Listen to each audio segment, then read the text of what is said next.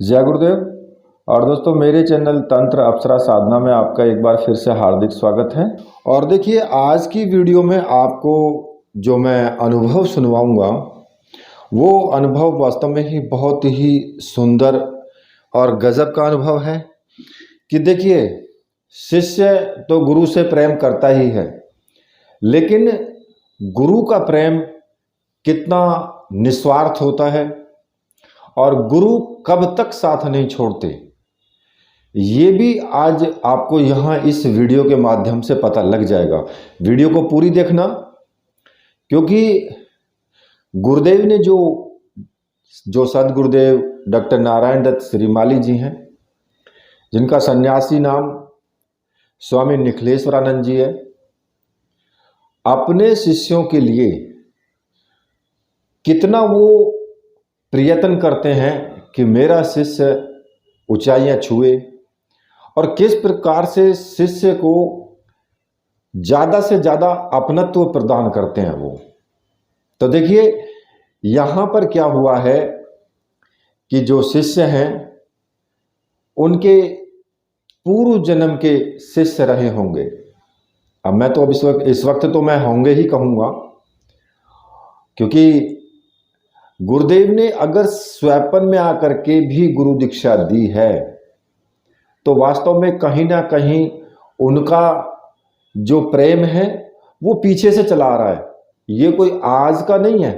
वो अलग बात है कि भाई उन्होंने जन्म लिया, वो सिद्धाश्रम चले गए गुरुदेव, और इन्होंने जन्म लिया तो ये यहाँ पर विद्यमान हैं, जहाँ कहीं भी रह रहे हैं, लेकिन वो सब आपस में जुड़े हैं कई कई जन्मों से। ठीक है, तो देखिए, इनकी जो पूरी जो अनुभव की जो अपनी इन्हीं की वाणी में आप सुनिएगा कि वास्तव में कितना शुद्ध प्रेम है। और गुरु की तरफ से देखो कितनी बड़ी वो चीज की गई कि गुरु दीक्षा अपने शिष्य को प्रदान कर दी स्वयं। इससे बड़े सौभाग्य की बात तो हो ही नहीं सकती है। खैर, जो भी है, इनकी ही आवाज में सुनिए आप। जय गुरुदेव गुरु जी, आपके चरणों में मेरा प्रणाम। मैं उत्तर प्रदेश के हरदोई ज़िले का रहने वाला हूँ। मेरा नाम श्याम है। मैं भी पढ़ाई करता हूँ और पढ़ाई करने के साथ साथ मुझे आध्यात्मिक क्षेत्र में भी रुचि है। और मैं डॉक्टर नारायण दत्त श्रीमाली जी को अपना गुरु माना है। मैंने उनसे गुरु दीक्षा तो नहीं ली है, परंतु मैं उनको सिर्फ अपना गुरु माना है और उनका पूजन करके मैं गुरु मंत्र का भी जाप करता हूँ। मेरी तो आकांक्षा थी कि मैं गुरु दीक्षा लूँ, परंतु मैं गुरु दीक्षा तो नहीं ले सका। तो मैं चाहता हूँ कि मैं गुरु दीक्षा लूँ और मैं गुरु जी का पूजन करता हूँ। इसी बीच मुझे बहुत अनुभव हुए हैं गुरु जी के, तो मुझे बहुत अनुभव हुए हैं। और एक दिन क्या हुआ, अब मैं अपने अनुभव को बता रहा हूँ। 22 तारीख की रात्रि को मैंने जो है गुरु जी का, मैं बहुत उदास था और मैंने गुरु जी का पूजन किया और उनके 16 मालाओं का जाप किया। इसी बीच मैं इस बात से बहुत दुखी था कि काश मैं गुरु जी के चरणों में होता और उनसे गुरु दीक्षा लेता। इसी बीच मैं मालाएं भी फेर रहा था और मेरे आँखों से आंसू भी निकल रहे थे, क्योंकि मैं बहुत उदास था। बस रोए जा रहा था। उसमें मैं मालाएं जाप भी कर रहा था, आंसू भी निकल रहे थे। शायद स्वामी जी को मेरे ऊपर दया आ गई, जो उसी रात जब मैं सो गया फिर वो मुझे दर्शन दिए। स्वप्न में वही दर्शन दिए तो मैंने उनको सर्वप्रथम मैंने चरण स्पर्श किए। मैंने जब चरण उनके स्पर्श किए तो मुझे अभी भी याद है कि मैंने उनके कोमल चरणों को स्पर्श किया था। तो मुझे अभी भी फील होता मैंने किस प्रकार उनके चरणों को स्पर्श किया था। उसी बीच मैंने उनसे एक प्रश्न पूछ दिया। फिलहाल तो वो मुझे सपने में आते रहते थे, परंतु इस प्रकार से नहीं आते थे जिस प्रकार से उस रात्रि में वो आए। वैसे वो आते थे, परंतु कभी कभी सपने में दिख जाते थे, परंतु उस समय वो अलग ही थे, अलग ढंग से ही दिख रहे थे। मैंने उनसे ये प्रश्न पूछ दिया कि गुरु जी, साधना में सफलता प्राप्त कैसे हो? किस प्रकार से साधना में सफलता प्राप्त हो, ऐसा कोई मंत्र है? तो उन्होंने मेरी तरफ देखा और एक क्षण में ही उन्होंने मेरी जिज्ञासा शांत कर दी और उन्होंने कहा कि गुरु मंत्र से ही साधना में पूर्ण सफलता प्राप्त की जा सकती है। हाँ, उन्होंने यही कहा था, मुझे स्पष्ट अभी याद है कि उन्होंने यही कहा था। फिर मेरे मानस में ये आया कि काश मैं गुरुजी से दीक्षा उनसे लिए होता। तो जो ही मैंने ये सोचा, त्यों ही गुरुजी ने मेरी तरफ देखते हुए कहा कि आ, मैं तुझे गुरु दीक्षा देता हूँ। उनके ये शब्द सुनते ही मैं बहुत खुश हुआ, मेरे खुशी से रहा नहीं गया। मैं तुरंत के तुरंत मैं उनको चरणों में बैठ गया। तुरंत बिल्कुल उनके मुँह से शब्द निकले, मैं तुरंत उनके चरणों में बैठ गया।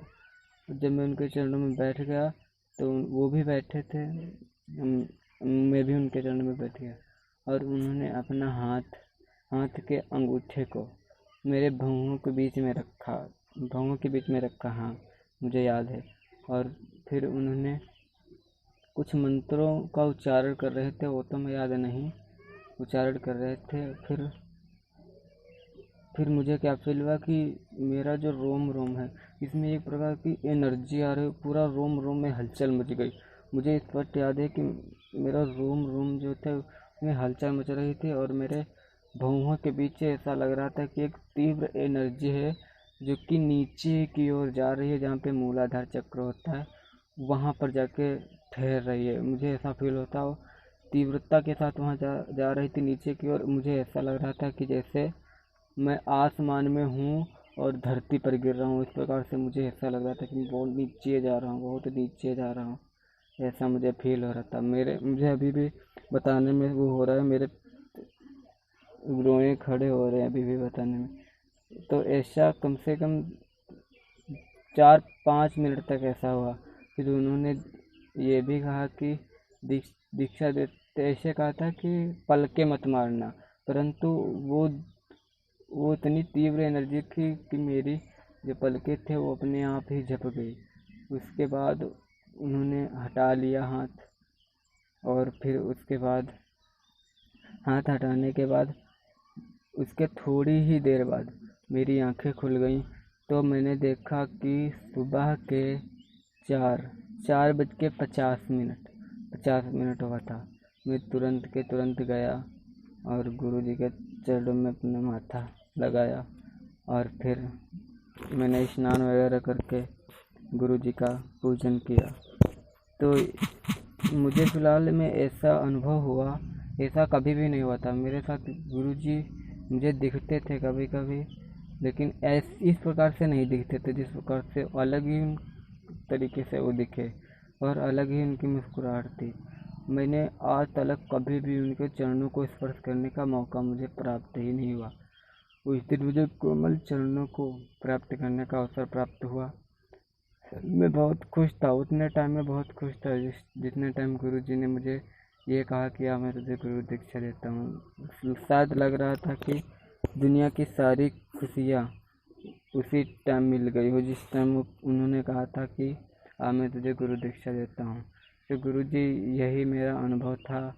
अब मैं नहीं जानता कि ये सच है या मेरा भ्रम है, ये तो आप जैसे ज्ञानी पुरुष ही बता सकते हैं कि ये सच है या मेरा भ्रम है। जय गुरुदेव। अब इनकी आवाज़ में आपने संपूर्ण बातें सुन ली हैं और इन्होंने यही पूछा है कि जी मैं इस चीज़ को नहीं जानता हूँ कि ये मेरा भ्रम है या फिर सत्य है। तो देखिए मैं आपको बता देता हूँ, यहाँ पर ये बिल्कुल सत्य है। इसमें 1% भी कोई भी भ्रम रखने की आवश्यकता नहीं है।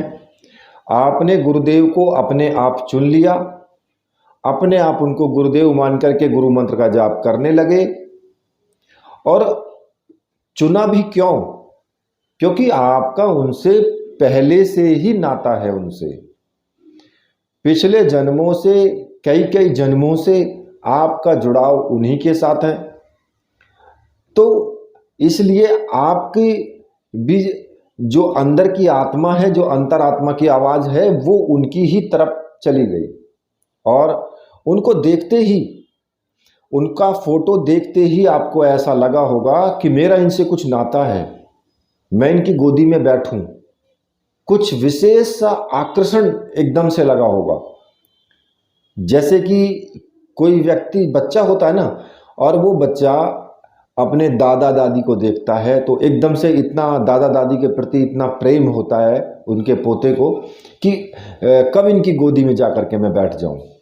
तो एक ऐसा प्रेम अंदर से 100% छलका होगा, और वो देख करके आपने गुरु धारण किया।